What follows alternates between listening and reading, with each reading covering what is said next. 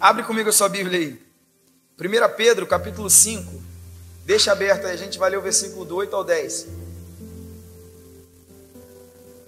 Queria trazer uma palavra de alerta para você, para o seu coração. Uma palavra, não é de confronto, mas uma palavra de alerta. Gostaria de abrir os seus olhos. Eu gostaria de falar nessa manhã, e o título da mensagem, se você é daquele que gosta de anotar, anota aí. Estamos em guerra. Anota aí, nós estamos em guerra. Título da nossa palavra de hoje, estamos em guerra. Dias de suposta paz nos faz esquecer da guerra, né? Tá tudo bem. O esquecimento da guerra nos torna despreparados. E o nosso despreparo é o que nos leva à derrota. Então, quando está tudo bem, está tudo em paz, a gente esquece que existe um inimigo trabalhando e lutando para nos derrotar, para nos derrubar. Então a gente acha que está tudo bem, a gente baixa as armas, e aí ele vem, pega a gente de calça curta, como diz no Brasil, de calça riada, né? E a gente é derrotado por isso. E eu parei para perceber, eu gostaria de te convidar também a perceber isso comigo. As pessoas, elas esquecem o inimigo que nós temos. As pessoas esquecem quem ele é. As pessoas esquecem a forma que ele trabalha. E a gente começa a viver uma vida alheia, porque a correria do dia a dia entra no automático, e a gente vai vivendo essa vida, dia a dia, fazendo as coisas que temos que fazer, mas a gente não vai se preparando para os ataques que ele faz. E deixa eu te contar um segredo para você. Se você não percebe ataques de Satanás na sua vida, é porque ele não se importa muito. Porque você já está fazendo o que ele quer. Estou falando com amor, é uma palavra de alerta. Diz uma história que tinha um homem caminhando em cima de um muro. De um lado tinha Deus e os anjos. Do outro lado tinha Satanás e os demônios. E o homem caminhando em cima do muro. Ele olhou para o lado de Deus e os anjos estavam com a torcida organizada, fazendo assim: vem para cá, pula, pula, pula, vem. E aí ele olhou para o lado do Satanás, e o Satanás estava quieto, calmo, tranquilo, com a mão no bolso, andando assim, de cabeça baixa. E ele olhou para o lado de Deus, está os anjos: vem, pula, pula, vem. Ele olhou para o lado de Satanás, estava todo mundo de cabeça baixa, caminhando em silêncio. De repente ele ficou indignado. E aí ele olhou para Satanás e falou assim: você não vai falar para eu ir para o seu lado? O lado daqui está todo mundo fazendo festa e quer que eu vou para lá, mas você não faz festa para eu ir para o seu lado? Aí Satanás olhou para ele e falou assim: rapaz, o muro é meu, continua andando aí. Enquanto você está em cima, você está do meu lado. Então, se nós não percebemos ataques de Satanás na nossa vida, é porque nós estamos caminhando num território que é dele. Compreende? Compreendeu, Jesus? É a escola que é em espanhol, gente, perdão. Entende? Quantos me entendem aqui? Vamos, dale. A estratégia de Satanás não é chegar com o pé na porta. Ele não é a SWAT. Ele não é uma força de elite que ele vem e ele bota o pé na porta e entra na sua casa e fala: cheguei, vou acabar com tudo, eu estou aqui. Ele não é assim. Ele é a polícia infiltrada. Ele vem na sua casa, ele sugere alguma coisa, nós ouvimos aquilo que ele sugeriu, ele bate na porta e ele fala assim: já viu esses vendedores de rua que tudo que ele quer é entrar na sua casa para conseguir te vender alguma coisa? E ele vai lá, bate na sua porta e fala assim: oi, a gente trabalha para uma companhia que limpa colchão, posso analisar o seu colchão de graça? E aí ele entra para analisar o seu colchão de graça. Porque aqui é muito comum isso, ele vai lá, limpa. Aí ele olha o seu colchão e fala: rapaz, $200 a gente deixa esse colchão novo. Poxa, bom preço, hein? Aí ele: 300 a gente lava o seu sofá também. Poxa, legal, quando você vê, ele já está lavando todos os colchões da sua casa, todos os sofás que tiver, e o preço já está em 2.999. Porque ele vai se infiltrando. E assim é Satanás. Toca na campainha, fala com você, você deixa ele entrar. e ele te convence de algo, você acha bom, porque a primeira visão é sempre boa. E aí quando você se percebe, você já está com uma dívida muito grande, que não pode pagar. A estratégia de Satanás é fazer o crente, o cristão, nós, acreditar que não existe mal. A filosofia do século atual é a seguinte: o mal não existe, o bem também não. Isso são coisas que nós inventamos, é a dualidade da vida. E aí você começa a viver uma vida em que você não acredita que o mal não existe, nem o bem. É o homem que existe, nós é que decidimos essas coisas. Então a gente começa a viver e a entregar as nossas armas, abaixar as nossas armas, abaixar as nossas armas. E quando a gente vê, ele já está tomando conta de tudo. E as coisas que nós mais temíamos começam a acontecer, sem explicação.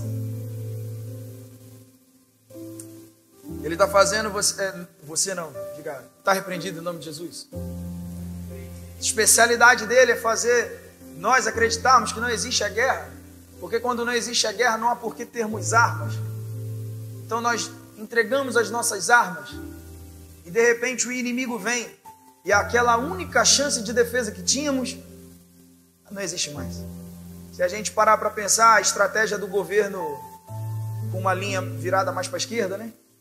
Não vou falar que são os democratas, mas a estratégia do governo que é mais comunista, né? Tem ideias que é a seguinte coisa: não, esse negócio de arma, isso aí na Constituição americana, isso aí foi na época que a Inglaterra invadiu os Estados Unidos, não existe mais, os Estados Unidos hoje é um país que se defende bem, então não tem por que você ter armas, vamos entregar as armas. E aí todo mundo vai e entrega a sua arma, porque quando ninguém tem arma, ninguém se defende, e se o governo quiser tomar conta de todo mundo, ele toma. Nós temos que fazer exatamente aquilo que ele quer, não é essa a estratégia? Não é isso que nós vemos? Por que os Estados Unidos segue grande como é? Porque é o primeiro sinal de acontecer isso, todo mundo vai lá com a arma para fora e fala: eu quero ver fazer o que vocês querem fazer aqui. Não é assim? Eu estava vendo uma cidade, o governador fez a ordem que todos tinham que entregar suas armas. Eu acho que foi na Pensilvânia. E aí, foi agora há pouco tempo, todo mundo se reuniu, 20 mil pessoas foram para a rua, cada um com uma R15. E falou: eu quero ver tomar arma. E o chefe do xerife falou assim: nós não vamos tomar arma de ninguém. Porque como toma também. Tudo que Satanás quer é que a gente esqueça que a guerra existe, que a batalha está presente, quem ele é. E a gente vive uma vida alheia a tudo. E quando nós vemos, não existe mais forma de conserto. Diga assim para o seu irmão, fala assim: nós estamos em guerra. 1 Pedro capítulo 5, versículo do 8 ao 10. A palavra de Deus diz assim: sejam sóbrios e vigilantes. O inimigo de vocês, o diabo, anda em derredor como um leão que ruge, procurando alguém para devorar. Revistam-lhe firmes na fé, certos de que os irmãos de vocês espalhados pelo mundo estão passando por sofrimentos iguais aos de vocês. E o Deus de toda a graça, em Cristo, os chamou à sua eterna glória. Depois de vocês terem sofrido um pouco, Ele mesmo irá aperfeiçoar, firmar, fortificar e fundamentar vocês. Fecha os teus olhos e curva a tua cabeça. Pai Santo, nós te damos graça por essa manhã. Obrigado pelo dom da palavra. Fala conosco aqui nessa manhã.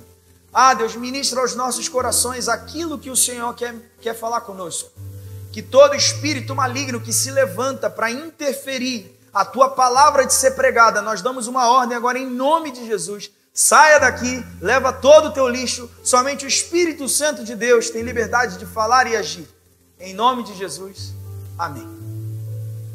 Aqui nesse texto a gente vê o apóstolo Pedro, apóstolo de Jesus, escrevendo para a igreja exatamente o que eu estou te falando. Pedro está alertando a igreja. Pedro está falando assim: olha, essa falsa paz que nós estamos vivendo, ela é falsa. Nós estamos em guerra. A mesma coisa que eu estou te falando, a estratégia de Satanás continua a mesma desde sempre até agora. Talvez os irmãos da igreja de Pedro, eles estavam tranquilos demais. Estavam muito bem. Estavam em paz. Até 64 depois de Cristo, a igreja viveu em paz. Roma, o imperador romano, ele decidiu conviver com os cristãos. E ele até protegeu os cristãos dos judeus. Falou, não, deixa o pessoal fazer o que eles estão fazendo. Vai lá. E os cristãos, o evangelho cresceu. E a gente vai ver viagens, a gente vai ver conversões em massa, a gente vai ver as coisas acontecendo. E eu acredito que os irmãos da igreja de Pedro, eles estavam confiantes de que estava tudo bem. E eles estavam assim, não, agora está tudo ok. Não existe esse negócio de guerra espiritual, não existe essa coisa de batalha, não existe ninguém contra nós. Nós conquistaremos o mundo. Porque Jesus morreu por nós e tudo agora está pago. É a fala de hoje, né? Eu acredito que as mesmas coisas deveriam estar sendo faladas. Só que aí, de repente, na calada da noite, o imperador romano, Nero, dizem os historiadores, não há uma confirmação, mas dizem os historiadores, que Nero incendeia Roma. Ele causa um incêndio em Roma, criminoso, e resolve culpar os cristãos da época. E ele vai e culpa os cristãos e fala, tá vendo esse incêndio que aconteceu em Roma, que destruiu metade de Roma, quem causou foram os cristãos. Esses doidos que fala que segue aquele cara que morreu e fica falando que ele ressuscitou. Foram eles. Então por isso agora a gente vai caçar, a gente vai matar. E aí começou a perseguição da igreja. Mas Pedro avisou. Pedro falou assim, olha, não está tudo bem. Não está tudo bem. Existe uma guerra acontecendo. O inferno se movimenta dia a dia para nos destruir. Satanás não fica feliz com o que nós fazemos. O dia que estiver, porque estamos fazendo o que ele quer. Então Pedro está dizendo assim, ó, se revista de Deus, fica sóbrio, vigilante, porque a qualquer momento algo vai acontecer. E o inesperado sempre acontece. Não é verdade? Durante essa semana a gente teve uma semana pesada. Bem pesada. Espiritualmente, de trabalho.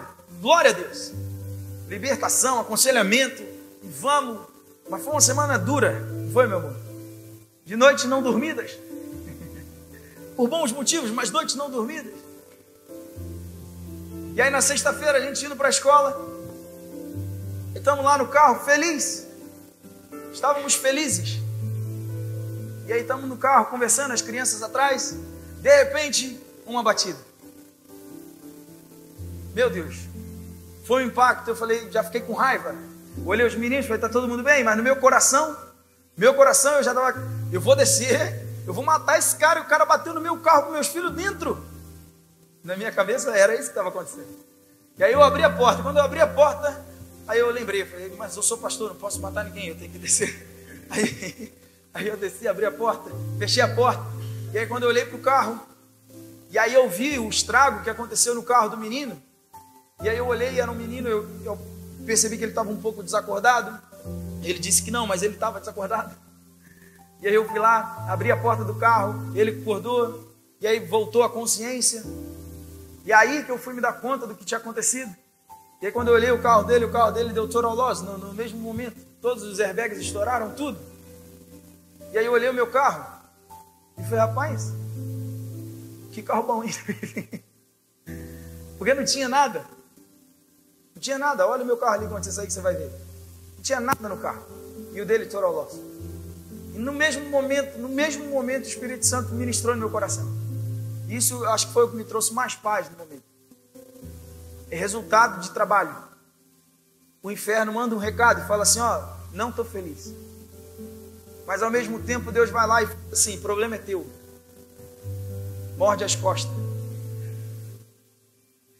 Porque o inferno manda um recado, mas Deus vai lá e fala, anjo, bota a mão aí para segurar esse impacto.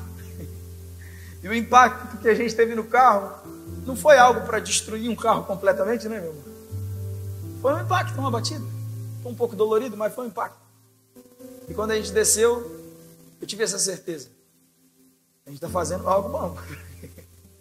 porque o inferno está nervoso. Então, quando nós estamos trabalhando, quando nós estamos fazendo, os ataques acontecem. Dia a dia os ataques acontecem. Nós viveremos uma vida de total ataque. Uma vida agora que a gente vai sofrer. Não, não é isso que eu estou te falando. Estou falando que eles acontecem, da mesma forma que eles acontecem, o Senhor nos livra a todo tempo. Mas eles acontecem porque existe uma guerra acontecendo. Nós não a vemos, mas ela existe dentro de nós e ela existe fora de nós. A todo tempo existe essa guerra. Se está tudo calmo demais, tem alguma coisa errada.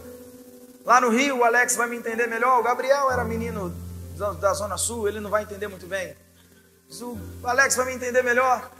Lá no Rio, a gente fala assim: o morro está calmo demais. Tem alguma coisa errada acontecendo, não é? A gente fala assim: rapaz, está tudo muito calmo. Tem alguma coisa errada, não ouvi nenhum tiro. Isso não é normal. É porque no Rio é assim mesmo. Não ouvi nenhum tiro, tem alguma coisa errada. Está tudo tranquilo demais. Tem alguma coisa errada acontecendo. Fala para o seu irmão assim, olha para ele e fala assim: fica esperto. Fica ligado. Fica ligado. Cuidado com a falsa paz. Cuidado com a falsa paz. Nós estamos em guerra. E a nossa vida ela tem que ser de constante oração. Você ora por você. Ora pela sua família. Ora pelos seus filhos. Você ora e fala assim: Senhor, me guarda.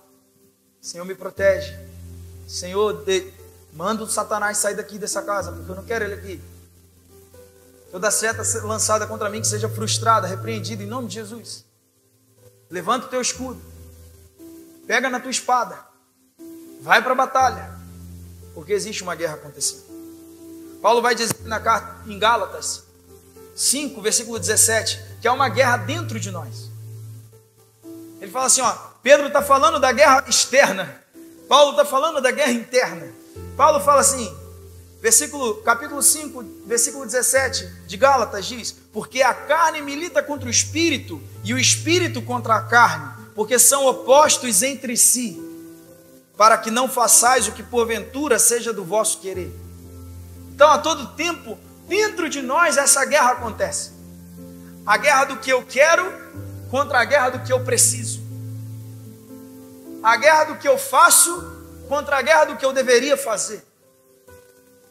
Paulo vai falar: o que eu quero, eu não faço, mas aquilo que eu não quero, isso eu faço, refaço, continuo fazendo, e quando eu estou cansado eu faço de novo. Porque existe essa guerra dentro de nós. A todo tempo a carne clama, a carne diz: mas é o seu direito, mas eu quero assim, você merece. E o Espírito Santo está assim: faz o certo, vai pelo caminho certo, Jesus te chamou para algo. Se essa guerra não acontece, é porque tem algo errado acontecendo. Diga assim comigo, fala assim: minhas vontades, meus desejos, tem alguma coisa errada. Quando tudo que a gente sabe dizer, minhas vontades, meus desejos, mas eu mereço, tem alguma coisa errada. Porque nós merecíamos o inferno. O que nós merecíamos era a morte eterna. O que nós merecíamos era um destino de fracasso. Mas ele foi lá, entrou no tribunal no seu lugar, assumiu a sua culpa e falou assim: ele merece, é verdade, mas tudo que ele merece joga em mim e dá o que eu mereço para ele. Então não é por merecimento, é por graça. Não é por justiça, é por graça. Porque se fosse por justiça nós estaríamos condenados.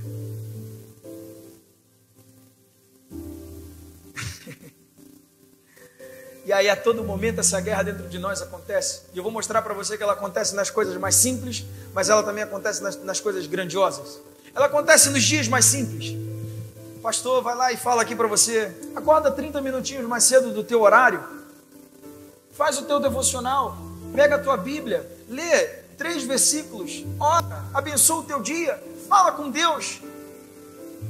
E aí a gente vai acordar meia hora mais cedo, o despertador toca, e você fala assim, não, estou cansado demais, hoje eu mereço acordar 30 minutinhos mais tarde, hoje eu mereço.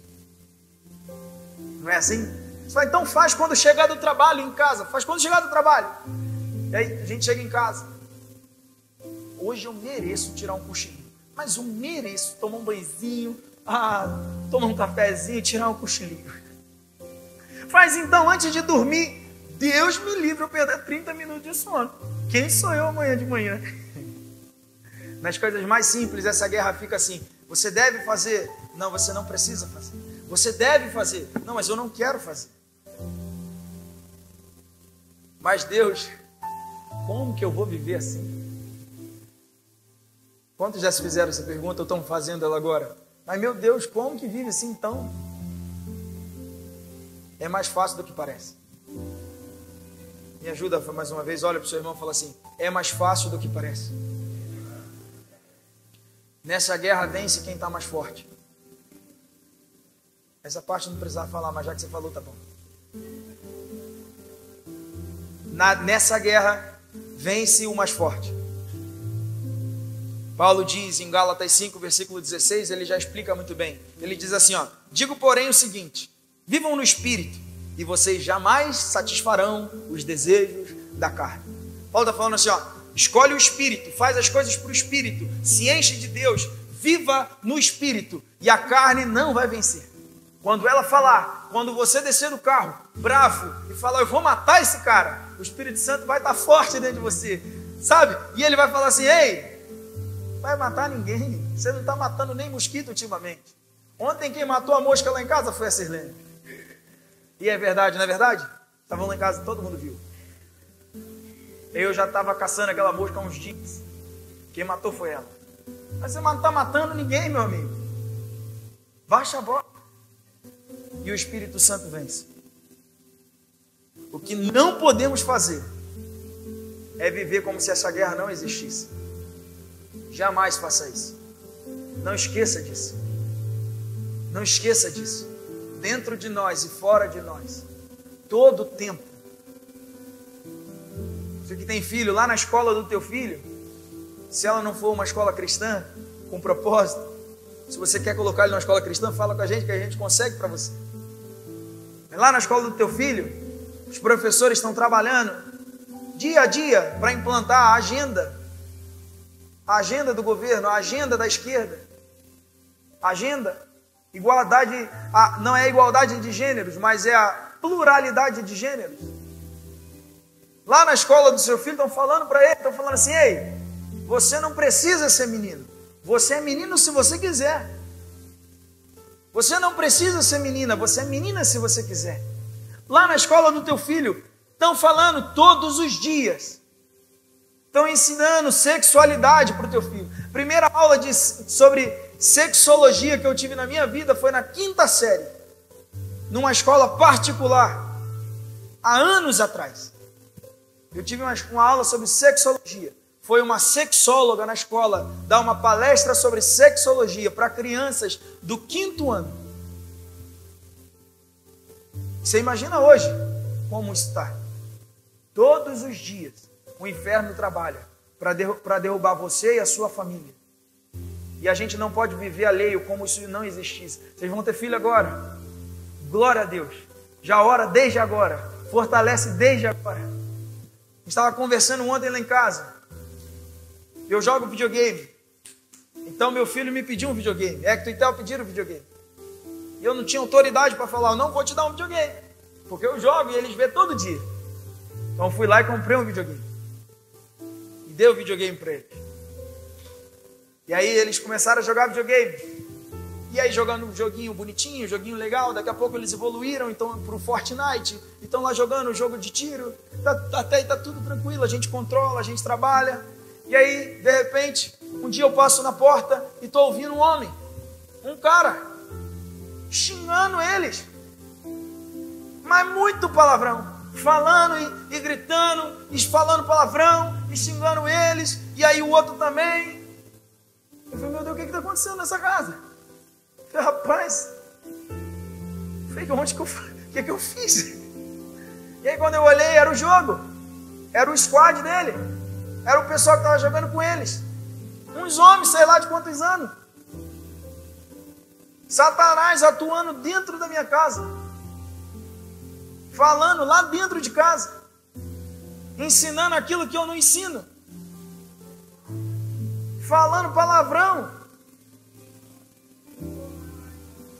Mas eu sou aquele cara que joga sozinho, bem quietinho, e joga um joguinho.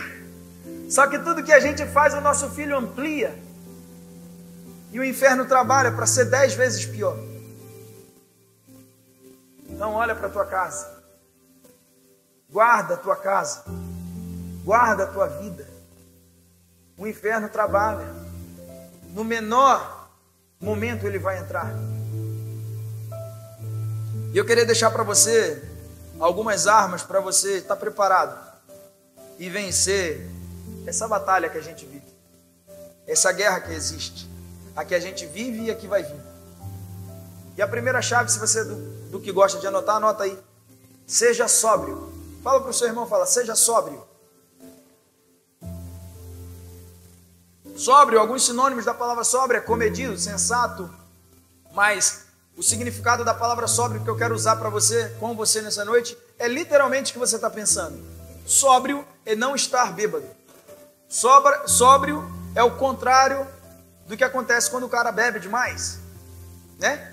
Quando a pessoa está bêbada, ela perde a capacidade de raciocínio, ela perde a capacidade de reflexo, ela não consegue distinguir as coisas como elas são de fato. Não é verdade?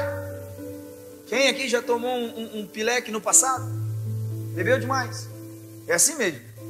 Você entra lá, por isso que não pode beber e dirigir. Você está dirigindo, aí você vê 2 postes, 3, aí você olha a moto dobrada assim, é uma moto, você acha que é um carro. É assim, você vê tudo ao contrário. Capacidade de raciocínio está completamente alterada. Então Pedro está dizendo assim, ó, não seja assim, seja sóbrio, fique desperto, tenha capacidade de raciocínio, olha para as coisas e enxerga como elas são de fato. Olha para o mal e fala que ele é o mal. Olha para o mal e fala assim, isso é mal. Olha para o que é ruim e fala, isso é ruim. A gente precisa distinguir as coisas de verdade. A gente tem aqui pais há mais tempo. Meu amigo Josimar, Giovanni, está com a filha do lado que tá para ter um filho. Então já pai há muito tempo, né? Quantas vezes você já ouviu a Débora adolescente falar para você, não pai, não é assim, você não sabe de nada. Ela não falava que ela não era doida. Mas quando a gente é adolescente, o pai da gente vai e fala assim, ei, eu já vivi isso que você está vivendo. Não faça dessa forma. Porque a gente, como pai, a gente olha para o mal e enxerga o que é mal. E a gente fala assim, isso é mal. Não faça dessa forma. Vai ser ruim para você. Mas a gente, como filho adolescente, olha e fala assim, você não sabe de nada, não é isso que vai acontecer, vai ficar tudo bem, porque você não me ama, porque você não me quer. E a gente vai lá e faz. E volta todo quebrado, e quem tem que consertar é o pai e a mãe. Não é assim que acontece? E a gente volta e vai, pai, mas ele falou isso para mim, mas ela fez assim. E aí o pai deveria, porque a minha mãe falava, era assim, eu avisei, fez porque quis, mas Deus não é esse pai. Deus te aceita de volta e te recolhe. Seja sóbrio, enxerga o mal como mal, escuta a palavra de Deus te falando nessa manhã, fala assim, ó, é mal, é ruim, não faça. Não fica alheio a tudo. Não anda só olhando para o foco do que você quer. Percebe a sua volta. Provérbios capítulo 22, versículo 3. Provérbios 22, versículo 3 diz assim, o prudente, ele vê o mal e se esconde. Mas os ingênuos seguem em frente e sofrem a consequência. Seja prudente. Olha para o mal, se esconda. Não continue andando. Senão a gente vai como ovelha caminhando para o matadouro. E o matadouro está ali na frente, está todo mundo morrendo. Mas a gente não consegue ver e continua andando. Porque a gente está sempre com a cabeça baixa, olhando para os nossos desejos. Então olha o mal, veja que é mal, desvia do caminho e volta. Do caminho mal, não desvia do caminho de Deus não. Seja sóbrio. Segunda chave que eu quero deixar para você, segunda arma. Esteja vigilante. Esse é um jargão de uma tia minha, pastora Gina das Graças. Manda um beijo para ela se ela estiver vendo. E agora, nesse momento, ela já falou o que ela sempre fala. Vigia, hein? Todas as vezes que ela me vê, qualquer pessoa, não é só me ver, não, qualquer pessoa, ela olha e fala assim, vigia, hein? Vigia. Seja vigilante. E é verdade, nós precisamos ter uma vida diária, de vigia, de estar atento, olhando tudo. Você sabe o que significa vigia? Vigia significa estar à espreita, ou tomando conta, de preferência de um lugar alto, onde se possa ter visão ampla. Então um vigia é aquela pessoa que ela é responsável por tomar conta e identificar se há algo errado acontecendo. Então geralmente a torre de vigia, ela é num lugar mais alto, você pode olhar. Torre de vigia de castelos antigos. Quando a polícia vai fazer um evento, ela coloca assim uma cabaninha lá em cima, assim, vai todo mundo lá em cima, não é? O salva-vidas na praia, ele sobe lá e fica alto olhando o mar, né? Porque ele está vigiando. Então a todo tempo nós precisamos estar assim, ó, olhando tudo, a amplitude, assim, com amplitude, olhando e observando, para no primeiro sinal de alguma coisa errada acontecendo, a gente poder agir, perceber o mal antes do mal acontecer. Quem dorme na torre de vigia é surpreendido pelo ataque do inimigo. Quem dorme na torre de vigia, quando o inimigo vem, é pego de surpresa. A igreja de Pedro estava provavelmente tranquila, porque o tempo era de paz. E eu acredito que quando acontece um incêndio em Roma, criminoso, e a igreja começa a ser caçada, eu acredito que muitos cristãos morreram despreparados. Eu acredito que muitos cristãos nem esperavam morrer, porque eles estavam completamente tranquilos, em paz. Não faça isso, porque o inimigo está todo o tempo procurando uma brecha para atacar a sua vida.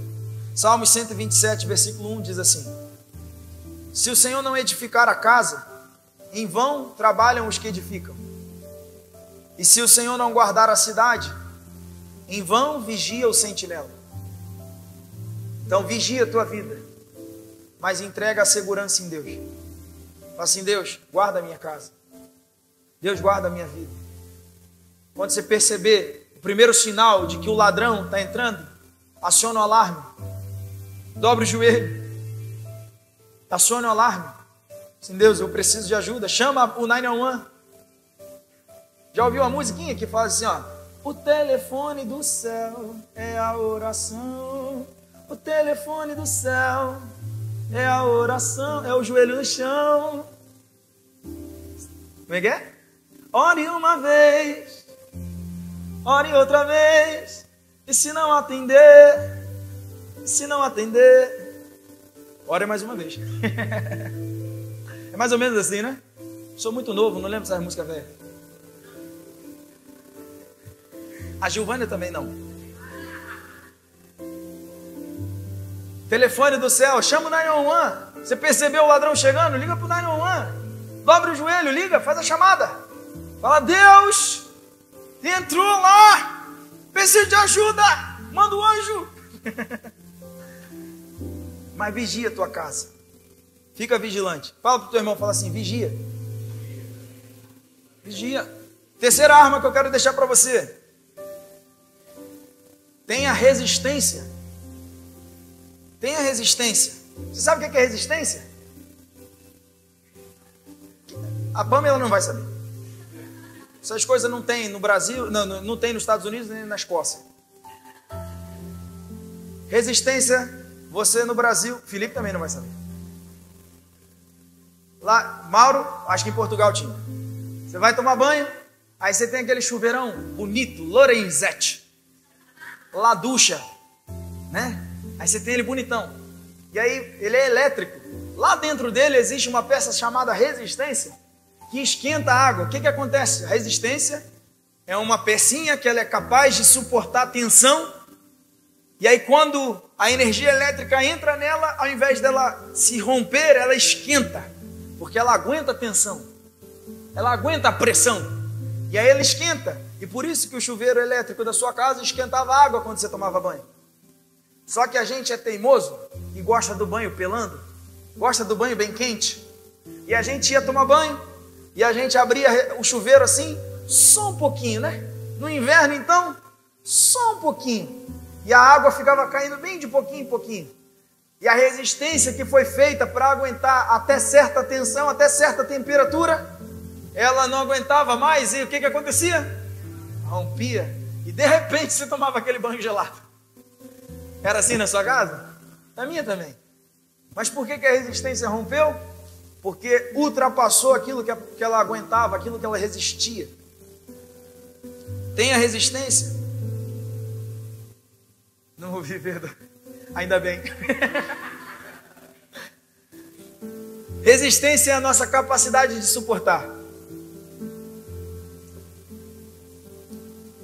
Como está a tua capacidade de suportar pressão? Está mexendo? É a voz do pastor. Como anda a sua capacidade de suportar pressão? Baixinha? Tá grande? Laiana, né? Laiana está te treinando. Resista, permaneça. Salmos 18, versículo 2 diz assim, ó. Salmos capítulo 18, versículo 2. Estou caminhando para o final. O Senhor é a minha rocha, a minha fortaleza, o meu libertador, o meu Deus, o meu rochedo, em quem me refugio, o meu escudo, a força da minha salvação, o meu alto refúgio. Ei, os ataques eles vêm de várias formas diferentes. As setas são lançadas de várias formas diferentes. O inimigo se levanta com várias espadas diferentes. Mas firmados em Cristo nós venceremos. Você perdeu a chance de dizer amém mais forte. Mas firmados em Cristo nós venceremos. No meio da batalha, os ataques eles acontecem de várias formas diferentes. Imagina as guerras antigas. Você estava lá. Se imagina numa guerra agora. Com o escudo na mão, a espada na outra mão, e aí você está lá batalhando, de repente vem alguém com uma espada do lado direito, você vira, pá. De repente vem uma flecha do lado esquerdo, pá. Daqui a pouco vem uma lança de cima para baixo, quando você menos espera, alguém aciona a catapulta. Numa batalha os ataques vêm de várias formas diferentes, muitas formas. Virão tentações para te desviar o foco. Virão. O inimigo vai levantar a gente para falar alguma coisa no seu ouvido. Vai levantar. O inimigo vai levantar a pessoa que está do teu lado para falar algo que você não gosta. Vai. Porque Pedro falou algo para Jesus e Jesus virou para ele e falou assim: para trás de mim, Satanás. Se Pedro, que estava do lado de Jesus, deu uma brechinha e Satanás usou a boca dele. Vários ataques virão. Muitos ataques virão. Mas em Deus nós somos capazes de resistir e vencer. 1 Coríntios capítulo 10, versículo 12 e 13. Eu vou esperar você abrir dessa vez. 1 Coríntios capítulo 10, versículo 12 e 13. Diz assim a palavra de Deus. Paulo, à igreja de Corinto: aquele, pois, que pensa estar de pé, veja que não caia. Não vos sobreveio tentação que não fosse humana, mas Deus é fiel e não permitirá que sejais tentado além das vossas forças. Pelo contrário, juntamente com a tentação, vos proverá livramento, de sorte que os possais suportar. Tudo aquilo que vivemos, Deus nos fortalece para vencer. tudo aquilo que se levanta, Deus te dá força para enfrentar. Tudo aquilo que o Satanás lançar na tua vida, Deus manda o escape junto. Amém? Eu fui fazer uma libertação quarta-feira. Não vou falar de quem, mas fui fazer a libertação. E a gente estava na garagem. E eu estava orando. E aí a gente teve uma visão de um demônio. Não um, mas vários. Do lado de fora da casa. Assim. Foi uma visão conjunta. Não foi só uma pessoa. Na verdade, o rapaz que eu fui orar já estava tendo essa visão. De alguns dias. Eu só tive a mesma visão que ele vinha tendo. E aí foi engraçado, porque eu estava orando. E eu falei, rapaz, agora eu vi. E o negócio é grande. E aí ele falou assim, é grande, rapaz. Maior do que o que está aqui dentro. Porque eu estava expulsando um demônio. É grande, rapaz. Maior do que o que está aqui dentro. Eu falei, não é não. O que está aqui dentro, é imensurável. Não existe nada nem ninguém maior que Ele. Ele pode ter o tamanho que Ele quiser, mas o meu Deus é maior do que qualquer outro. Ei, Deus manda o refúgio, o escape. Deus manda a solução do teu problema. Satanás pode se levantar da forma que ele quiser, mas Deus se levanta e te protege e te guarda, e você vence. E você segue avançando. Em Cristo nós somos firmados. Em Cristo nós não seremos abalados. Nele venceremos. Para a gente concluir e orar juntos. Não seja enganado. Fala mais uma vez para o teu irmão, fala assim, não se engane. Estamos em guerra. Mas fala forte, fala, estamos em guerra. Nós estamos em guerra. Nesse momento, não precisa falar essa parte não, gente. Nesse momento, o inferno não está feliz. Nesse momento, o inferno está batalhando e planejando como eu vou destruir essa palavra que esse pastor botou na cabeça desse povo. É assim que está acontecendo.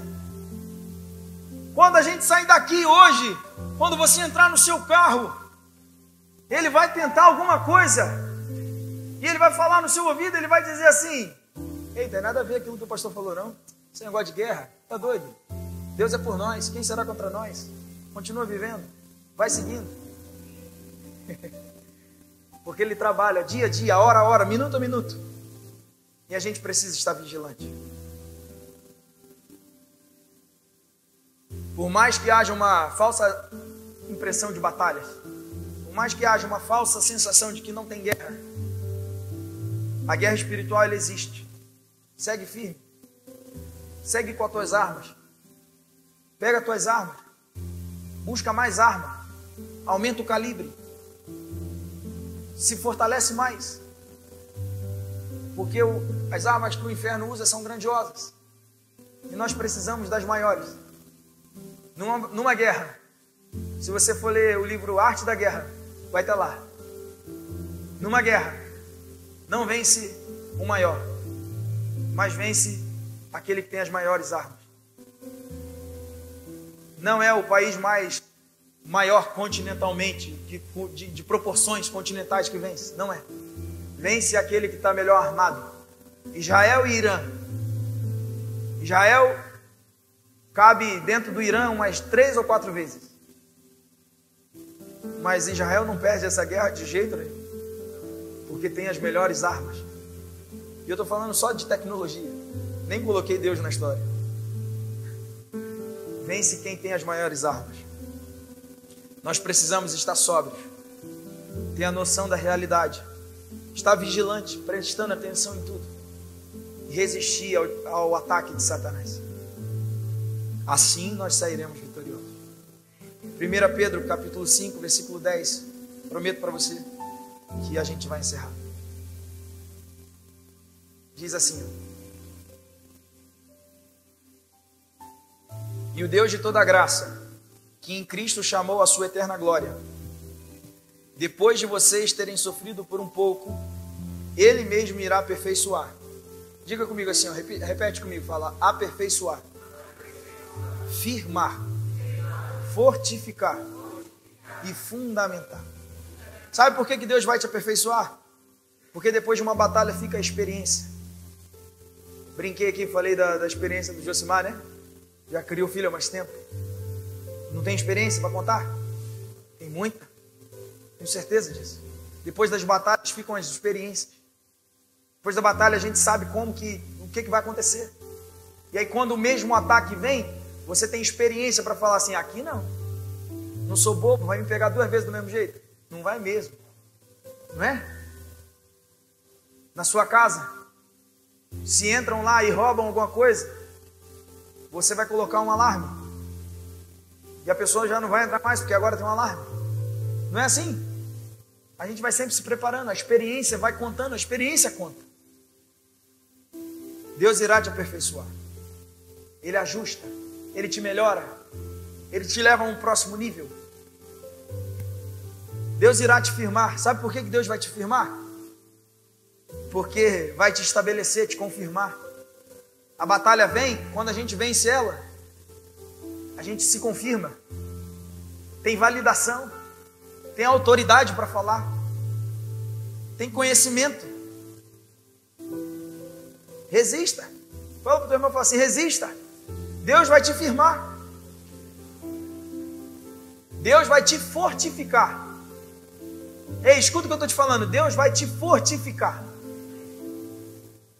Sabe por que Ele vai te fortificar? Ele vai te tornar mais forte. Ele vai te tornar inabalável. Ele vai te tornar invencível. Venha o que vier, haja o que houver. Mas não é por nós, é por Ele. É por aquele que está em nós, que é muito maior que o mundo. Já diz a canção, maior é o que está em nós do que o que está no mundo. Bem maior é o que está em nós do que o que está no mundo. Hoje eu estou nas canções velhas, perdão. Ei, Deus vai te fortalecer. E fortificar é diferente de fortalecer. Fortificar tem a ver com estrutura. Tem a ver com estrutura.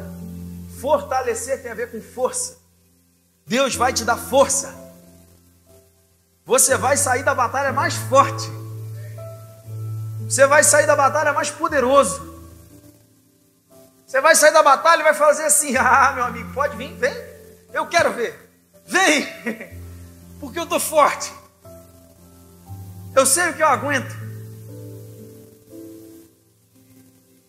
Veja a realidade.